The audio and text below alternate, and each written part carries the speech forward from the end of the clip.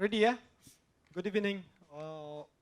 Afghanistan head coach, Mr. Jonathan Trott here for your questions. Hi, Jonathan. Congratulations. I know you are an Englishman, but do you have any idea what does it mean for the Afghanistan team and Afghanistan, the country? Well, yeah, it doesn't take a lot to see the passion and the rivalry between it. Asia Cup, we had a very disappointing loss last year in the T20 World, and then we had a series against them a couple of months ago, 3 ODI series, which a few times we were in the game, and I'm just glad today we were in the game again and we managed to get across the line. So very happy with how it went, and very happy for a few of the batsmen who have hopefully will now have that self-belief that we can go on and trust their games and be very confident for the games coming forward. Jonathan? For the country, what does it mean? I think for the country, I think it just shows the amount of talent in the side.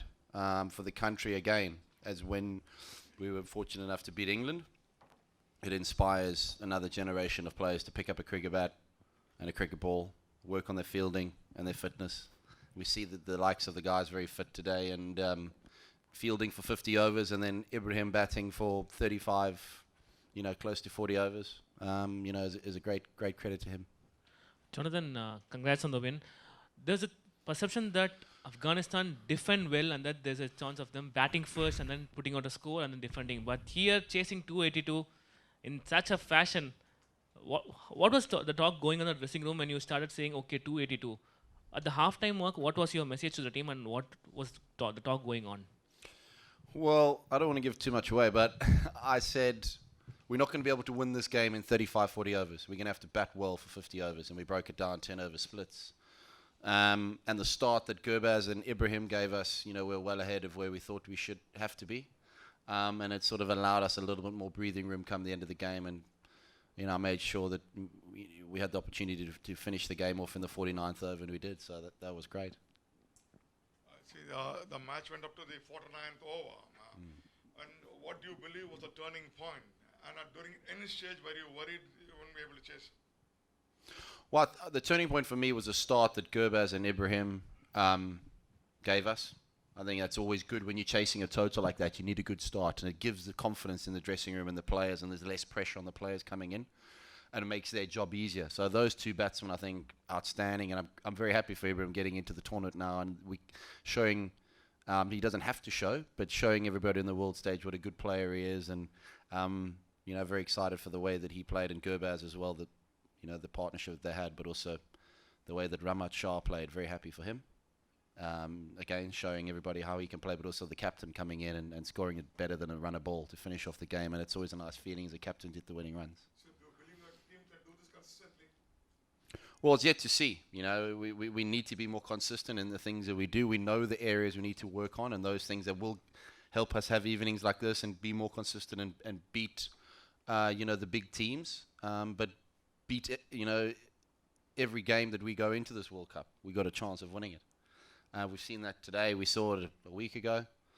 Very happy, and just let this sink in. And it's always nice to get on a flight to Pune tomorrow with the win under our belt. Yeah, Jonathan, you spoke about the rivalry that exists between Afghanistan and Pakistan, and with 282 on board, how hard was it to keep the emotions in check among the batsmen, because they were going like great guns, they were like playing with risk-free shots and everything? Was it like struggle to keep their emotions in check? I thought the players in the middle, their emotions were outstanding. I think to have a historic win like this as well for the players, you could easily get a little bit ahead of yourself or get a bit nervous or panicky. I thought the way that Ramat Shah, the way that he played, there's still a few singles he could have maybe taken to take the pressure off himself, but the shot that he played there to hit a straight six sort of broke the back of the game, and the way that the captain played as well, took the pressure off the change room, so great feeling. If I could ask about the two openers, both are young players, and the way they set up the game, what does it say about the talent pool and the talent pipeline that you have back at home? And secondly, about the Chennai crowd. I know you had great support in Delhi during that victory, but this was a different crowd that was supporting both sides, and and supporting the game. How did that help in creating the exciting game that you had? Well, your first question, I think the two opening batters that we have are very, very, exceptionally talented young players, and the sky's the limit for both of them in different ways. They're different types of players, and my message to them is just, keep growing your own game and play your own way. Have a look at what the team needs you to do and try and play accordingly within your own game plan. And we saw that tonight. We saw how well they can play and how much pressure they can put on opposition bowlers, world-class bowlers as well. I thought that the calmness, certainly when the spin came on, there was some balls that spun. I thought they held their shape really well and, always looked in control, which is one of the most important things as a batsman to be able to do and send a calming message back to the change room. As for the fans, I think in Delhi we played against, obviously played England. We had a full house there basically. We've come to Chennai here and, it's a real credit to the ICC for obviously, getting the game to everybody around the world and making it accessible to everyone, but also the fanatical support and interest in cricket in this country is, another level. So we're happy to play. Yeah, we're happy for all the support or any support. So hopefully everybody can turn up in Pune and support us again.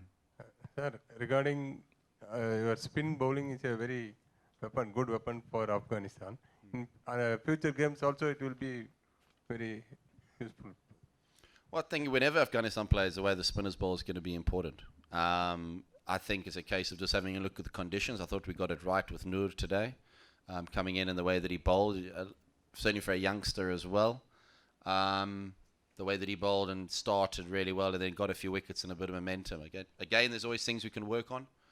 But, that's what the likes of the IPL does for countries like Afghanistan. It exposes players from a young age to, to playing in front of big crowds and under pressure situations. Playing in, I think he played in the IPL final, and for a youngster of his age, it's an amazing experience for him. So, and he can bring that experience to here and put in performances like he did. So, really pleasing, and the more players we can get playing around the world, the better. Jonathan, couple of interlinked questions. Number one, next you're going to play Sri Lanka and Netherlands. Now with 4 points in the table, not going too far forward, but do you see realistically that if one win out of two is going to put you in that fourth slot at least, or people now know that you have chased a score like 280 with just 8 wickets in hand? Do you think teams will now know that if given an opportunity, Afghanistan will pounce on it and add more pressure? Do you think psychologically people will be wary that, and do you think that will create more chances for people to make mistakes when they play against you? I think that's a lot of questions in one question. I think I'm not sure which one to answer first. I think everybody, the point I want to make is everybody, whenever Afghanistan plays, is always going to respect them. So there's not a case of if Afghanistan can't chase or Afghanistan, have to sort of bat first. We saw in the Asia Cup, we nearly got across the line. We chased 280, 290 in 37 overs at Lahore. So we can chase. And that's my message, to these guys. Learn from these experiences. And this will have a great ripple effect, going forward. A lot of these players who will be future players for Afghanistan, obviously. And they'll and I want to make sure that they, from this experience, that they, pass it on. And remember that game in Chennai when we chased down 283 or whatever it was, 282, 283 against Pakistan. So just hold our shape, stay in control. And that'll make us more consistent and more dangerous against any opposition we come up against. So that's what I want to take and that's the message that'll probably be going around to all the other teams having watched us play. So that's exciting. Hi, Jonathan. You spoke about the exposure to various leagues, but Ibrahim Zadran is someone who hasn't played much of it. I think he's played the BPL. But how important has he been to your ODI batting blueprint? He's he scored 400s already for such a young age, and unfortunately didn't get another one tonight. But I think, if he did get a little bit more exposure in franchise cricket, he would develop that side of his game as well. He plays in our T20 side and is a fantastic player. So the more exposure he can get in franchise, I'm not saying he has to play IPL, any league in around the world develops his T20 skills. I think that'll have a good knock-on effect in his 50-over cricket and Test cricket as well. But it's not just the format. It's more the, playing under pressure, big crowds, different conditions, learning to play. And that's the the test of the modern player nowadays is to be able to play in all different conditions. You go to Australia and bouncy wickets and spinning wickets here in the subcontinent. So that's it's good for all young players. Jonathan here at the back. You cleaned out England a couple of days ago, and today you cleaned out Pakistan. What have you been feeding them? Some magic drink, or what is the secret here? No, I think it's just a message of consistency and not being scared to say, listen, we need to improve in these areas. Let's make sure we do this. And I'm under no illusion that there are areas that need improving, like any side, though. So if we improve at those slowly, I think our all-round package improves, and you'll be able to handle the pressure like we've done tonight. So I'm always looking forward to I'm looking forward. I'm already sort of thinking about plans for Sri Lanka, but it's again, for me as a coach, it's fantastic to be able to sit here, but the players deserve a lot of the credit. It's not what I'm feeding them; it's what they're feeding themselves in practice and the way that they think about their game and the professionalism that's building. The one thing I would say, they're very, for a side, they're very fit. They work incredibly hard at their fitness. And then the gym. They're not doing beach weights. They're doing proper fitness work.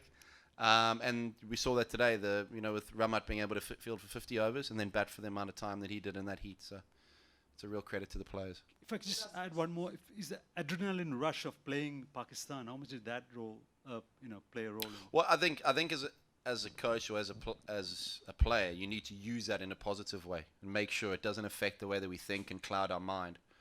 And we should use it as a positive and help it and let it help us narrow our focus on what we want to do. So that's the most important thing, and I think we saw that today. The one thing I'm extremely happy about, the way that the calmness we had when we were knocking off. A lot of the time we'd try and maybe panic and hit boundaries. I think the way that we hit singles and remain calm, progress. You can start seeing a little bit of progress, and that's very rewarding for me as a coach, but all the other coaches, but also as players. That has a very calming effect on all the other players. Congratulations on the win, of course. 38 overs of spin, that's the 4th highest spin used in the World Cup. The 3 previous sides that used that much spin have lost. This is the first time 38 overs have won the game, and 4 quality spinners. What was the message for spinners, and how important was inclusion of Noor in today's sense, and how they've worked as a package? Well, yeah, I think when you got the options like we do in the spin department, it's foolish not to use them. Certainly when looking at that pitch today. So we've got that at our disposal, and we've got to make sure we don't overdo it a little bit. But the way Noor came in is great, and I thought the way that he bowled, there's only the sky's the limit for him. He would have been nervous. There's maybe a bit of room and consistency. Make sure he works on that. But as soon as he got that length right, he spins the ball so much. You take the mitt to him. He's standing up when he's practicing. You hear that ball fizzing. So it's a real talent for such a young lad to be able to get that many revs on the ball and spin it the amount he does. That's what I always say to him: just keep spinning it as much as you can. So they're really happy for him. Well, yeah. Well, the thing is that they, world famous, world renowned. Opposition are always going to look at them and see how they can attack him, and it's, they're always working in. One thing I would say at practice, I see the 3 of them bowling in a net together, or the 4 of them bowling in a net. They're always working hard together on how they can improve, and not just very reliant on Rashid. I know Rashid maybe gets a lot of the credit, but the way that I thought Nabi bowled, I think he bowled 10 overs for 31 today.